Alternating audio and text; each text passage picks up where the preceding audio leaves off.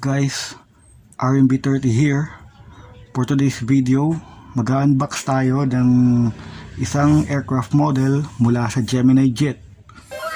Ito ay walang iba kundi ang Cebu Pacific a321neo in 1:400 scale. Pero bago ang lahat, kung interesado ka sa video na ito at hilig mo ang aviation, huwag mong kalimutan mag-like, share, subscribe at tap the notification bell para maging updated ka sa mga video na aking ilalabas. Kung ready ka na, tara, let's start!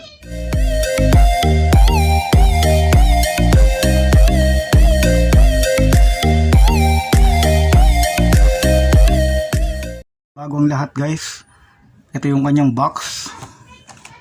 Ito yung harapan ng kanyang box. Digital image of the aircraft. Scale information 1:400. At saka title Cebu Pacific a321neo. Okay. Ito yung kanyang left side. Parehas. Right side. Sa ilalim ganun din. At dito nakalagay, not suitable for children below 14 years old. Ito naman yung kanyang likod guys, parehas lang. Kabilang side ng aircraft. Tapos made in China print. Okay guys, ito na yung ating aircraft. Nailabas ko na siya sa box. Ayan.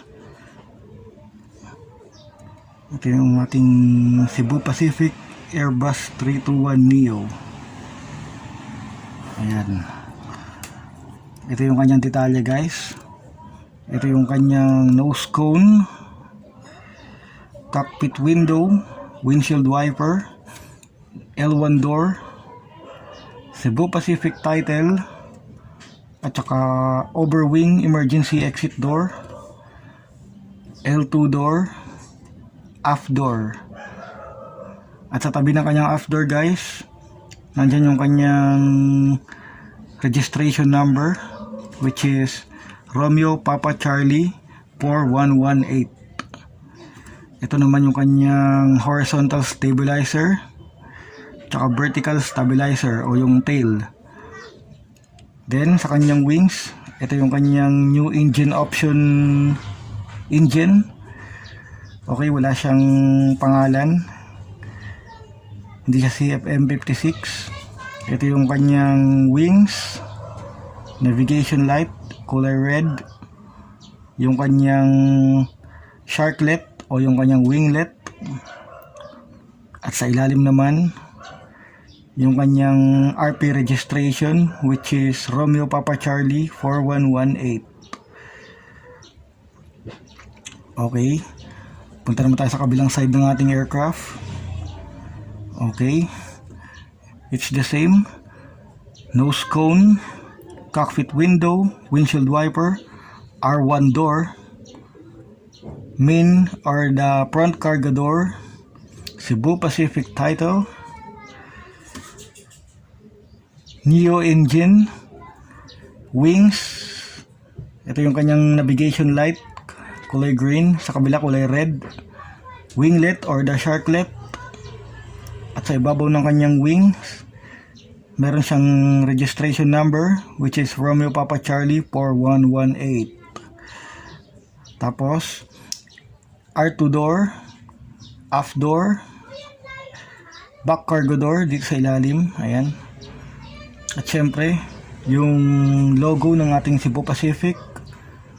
Yan ang sumisimbolo sa Philippines National Board, the Philippine Eagle. Okay. Right horizontal stabilizer, sorry, at saka yung vertical stabilizer. Okay, ito yung top view ng ating aircraft. It's the same. Nose cone, cockpit window, windshield wiper, antenna, anti-collision beacon light, the left wing, the right wing, the overwing emergency exit or overwing emergency walkway in case of water landing. Antenna ulit. Horizontal stabilizer.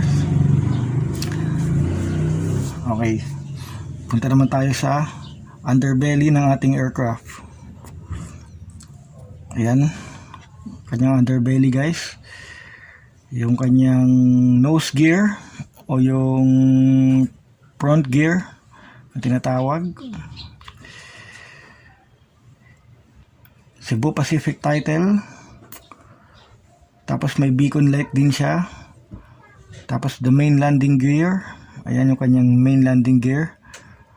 Umiikot siya guys. The left engine. Tsaka yung ating right engine. Horizontal stabilizer. Vertical stabilizer. At yung kanyang APU. Okay guys, yun po ang ating quick unboxing review. Sana po nagustuhan nyo kahit medyo mabilis. First time ko lang po kasi nag-unbox ng Cebu Pacific Airbus a321neo. Tsaka ngayon na din po ako mag-uumpisang magkaroon ng aviation topic dito sa aking channel. Hopefully guys, sana nagustuhan nyo po itong ating maikling video. At kung nagustuhan nyo po ito, huwag nyo po kalimutan mag-like, share, subscribe. At tap nyo na rin ang notification bell para maging updated kayo sa mga video na aking ilalabas. So maraming salamat po. Peace out.